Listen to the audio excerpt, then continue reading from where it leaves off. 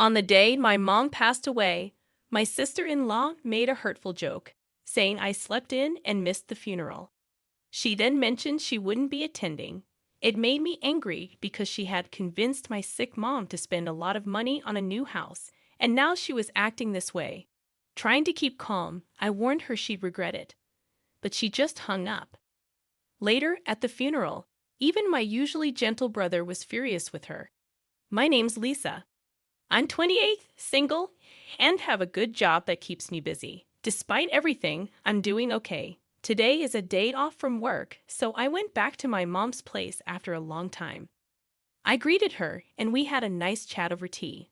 My mom is a kind and elegant person, but she's been living alone since my dad passed away a few years ago.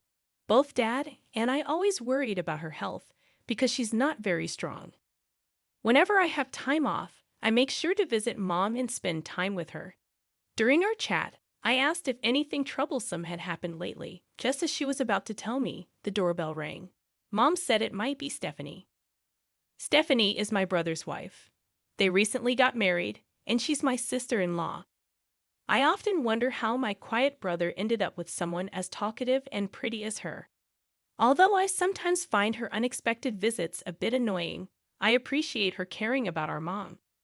When Stephanie came in, she greeted us cheerfully. She mentioned how long it had been since we last met and then started talking about my job in accounting.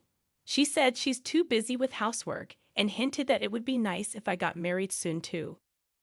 Yeah, maybe my sister-in-law acts timid around my mom, but sometimes she makes these sneaky comments to me. I'm not sure if she's trying to be mean, but it definitely makes me feel uneasy. Looks like my sister-in-law's here too, so I'll head out, I told Mom when I said goodbye. She agreed and said we should catch up more next time before seeing me off. As I left, I couldn't help but wonder if Mom was really okay with my sister-in-law. She's not one to gossip or complain, so I worry she might be keeping her feelings inside. A few months later, Mom told me that my brother was building a fancy new house. My brother makes a good living, but he's not super rich, right? And my sister-in-law doesn't work. So how are they affording such a big house? I wondered aloud. Well, I actually helped him out with some money from your father's inheritance. Mom confessed. How much? I asked. Around $20,000, Mom replied. 20K. Mom, are you serious? I exclaimed in shock. My dad always taught my brother and me to be self-sufficient once we grew up, so I couldn't understand why Mom would give away such a large amount of money. Stephanie, your sister-in-law, kept coming over almost every week, asking for help. I just couldn't say no, especially since Andrew and Stephanie promised to take care of me when we all lived together. I felt like I had to help, Mom explained. Well, if you're sure about it, Mom. But aren't you worried you're giving too much? I asked. No, not at all. This will make things easier for you, Lisa. I'm actually excited about our new life together, Mom replied with a smile. They went ahead and built their house, and my brother, his wife, and Mom moved in together. When I visited to give them a housewarming gift, I was amazed by their luxurious house. It had a modern kitchen and bathroom, fancy interior with real wood, and a big backyard. There was no way my brother could afford all of this on his own. My sister-in-law proudly gave me a tour of the house, and when it was over, I pulled my brother aside quietly. Congratulations on the new house, Andrew. Please make sure to take good care of Mom. Thank you, Lisa. Don't worry, Stephanie will take care of Mom while I'm at work, he assured me. I felt guilty about Mom contributing money, but we're determined to ensure she's even happier from now on. It seems my brother wasn't aware that his wife had been asking Mom for money for the new house. He's a good and kind person, but sometimes he can be a bit clueless. Okay, just make sure you both take care of Mom. And you, focus on your job, I advised.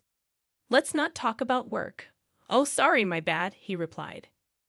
After our conversation, I gave my brother an envelope with some cash and a standing clock.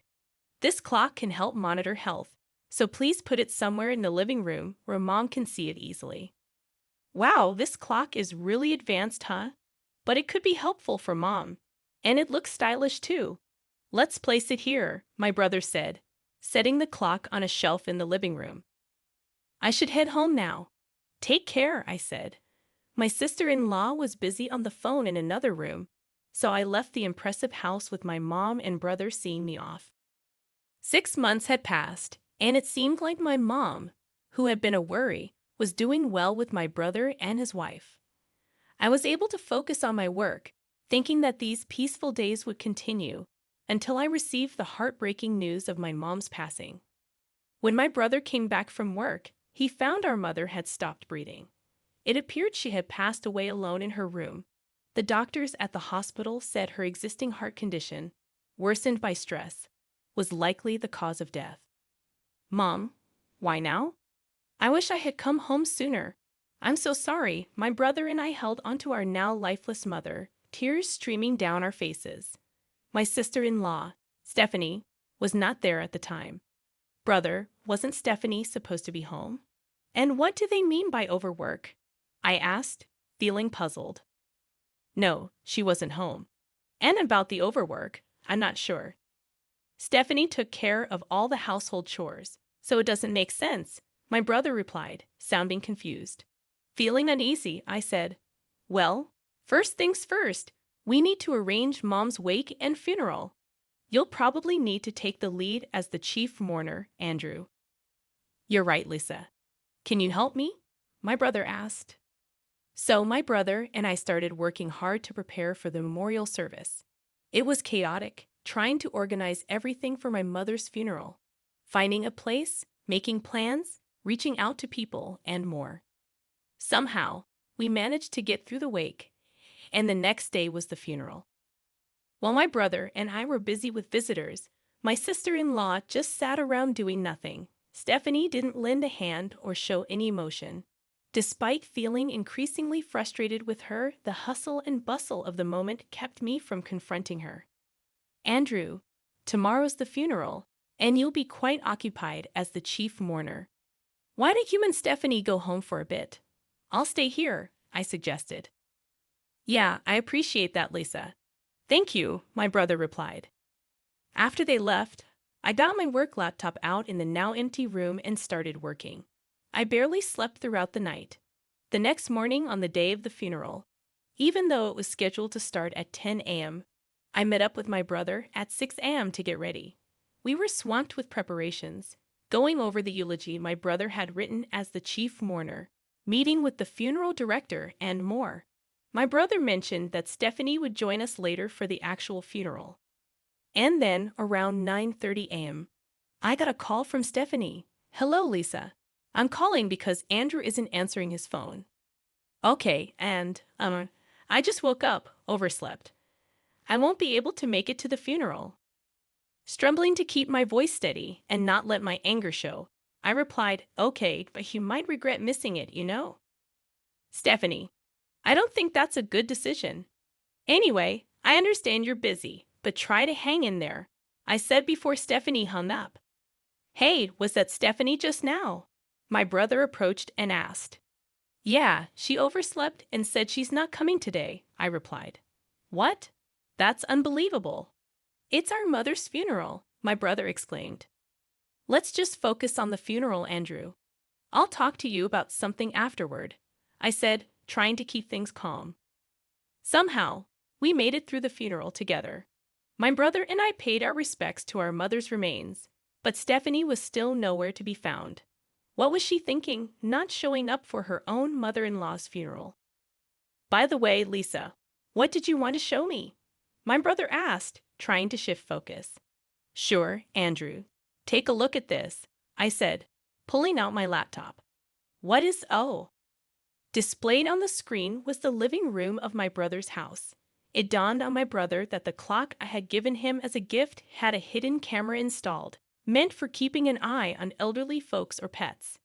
I had given it out of concern for Mom, but since she seemed fine, I didn't want to invade anyone's privacy, so I hadn't looked at it until now. However, yesterday, I decided to check the footage from the past week.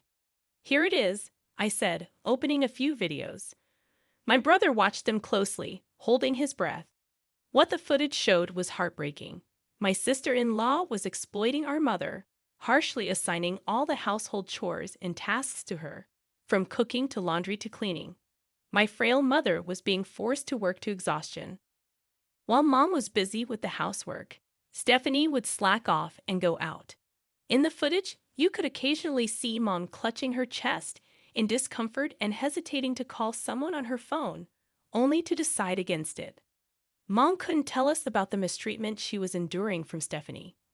She always wanted our happiness, you know, Mom. I had no idea. Please forgive me. Both my brother and I sobbed. The pain of seeing our mother in such a situation was almost unbearable. Lisa, can we see the footage from the day Mom passed away? My brother asked me. I haven't checked it, but Mom passed away in her own room, so I don't think we have any recording of her, I replied, setting the recorded footage to the date our mother passed away. After finishing her morning chores, my mother was seen clutching her chest as she headed towards her room. They said she passed away around 2 p.m. The living room was empty for a while. But as we fast-forwarded the recording, Andrew spoke up, "Hey here, stop it and turn up the volume." Around noon, my sister-in-law appeared on the camera. When we turned up the volume, we could hear her voice.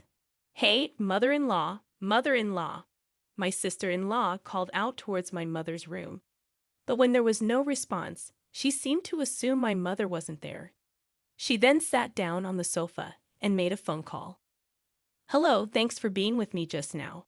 It seems like the old lady is out and about, leaving the house chores half done. Wonder what she's up to." It sounded like she was talking to someone she had been with since morning. Hearing the harsh conversation, I couldn't help but grimace. My sister-in-law continued, "What, she's dead? That would be something. But then again, I could skip the funeral and maybe go on a trip with Daniel. I mean, opportunities like these don't come around very often." My brother and I stared in disbelief. The person on the other end of the line was my sister-in-law's lover. Wouldn't it be nice if that really happened? Then I could make up some story about domestic abuse for my husband, get a big divorce settlement, and buy this house. Then Daniel and I can live here together. My sister-in-law continued her conversation. "So, where do you want to go if we take that trip?" I'm thinking. My brother abruptly interrupted. He stopped the video, his expression changing from his usual kind and gentle demeanor to one filled with anger. "Lisa, I need your help. We're going to confront her." I nodded in agreement with my brother's words and immediately made a phone call. The next day, my brother called while I was at home. "Lisa, she's back. Can you come over?" he asked urgently. "Of course, I'm on my way," I replied, rushing over to my brother's house. As I arrived, my sister-in-law came out to greet me with a forced smile. "Well, hello there, Lisa. What brings you here on such short notice? You really should have let me know you were coming," she said, looking slightly annoyed. "Andrew called me here." "Please come this way," my brother interjected, leading us inside the house filled with the scent of incense. We all sat down at the dining table. "What's going on, you two?" "It sounds serious," I said. "I do feel bad about missing the funeral." I addressed my sister-in-law, Stephanie, in my usual tone. "But ever since you moved in, you've been treating our mother like a servant, haven't you? And even though she was sick, you made her pay $20,000 for the new house." "Huh? What are you talking about? I did all the housework." "Are you trying to start a fight?" Stephanie retorted defensively. "Actually, everything has been recorded. I'm not actually an accountant. I'm a private investigator," I revealed. My brother was the only one who knew. I pointed to the surveillance camera embedded in the living room clock and showed her my phone. The video of my mother doing housework under my sister-in-law's command was on the screen. "What? This is a violation of my privacy. What were you thinking? Delete it now." Stephanie raised her voice, clearly alarmed. "I installed it. As the owner of this house, I have the right to do so." "It's not a violation of privacy," my brother calmly responded. "What's going on with you two? And what do you mean by private investigator?" Stephanie froze, realizing something was amiss. My brother silently got on his phone, and the audio of Stephanie's phone call began to play. I might just skip the funeral and go on a trip with Daniel, and maybe make up a story about domestic abuse from my husband for a big divorce settlement. As the recording played, Stephanie's face went pale. Now this isn't what it seems. Please, hear me out, she pleaded. What's the difference? Tell me, my brother demanded. Caught off guard, Stephanie began to make awkward excuses. Well, he's just a friend. We were joking around. I didn't cheat. There's no evidence, right? But there is, I said, spreading out several pictures on the table. Images of Stephanie coming out from a nearby resort with a man, being intimate in their car, and even entering a hotel on their way back, clear evidence of cheating. What? What's this?